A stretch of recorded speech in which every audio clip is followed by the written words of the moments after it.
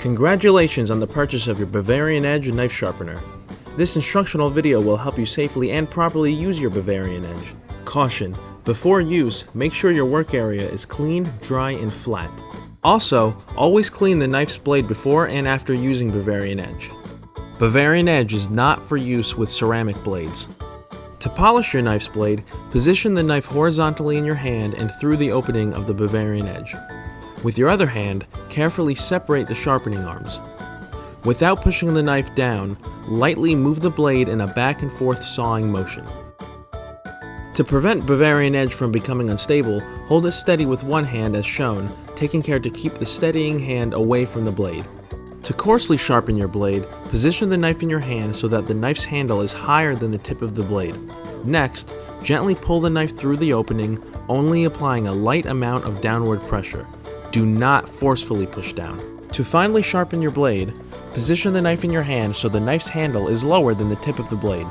Next, gently pull the knife through the opening, only applying a light amount of downward pressure. Do not forcefully push down. Repeat a few times. For a single beveled edge knife, position it horizontally in your hand and through the opening of the Bavarian Edge. Next, position the knife to the left at a 35-degree angle.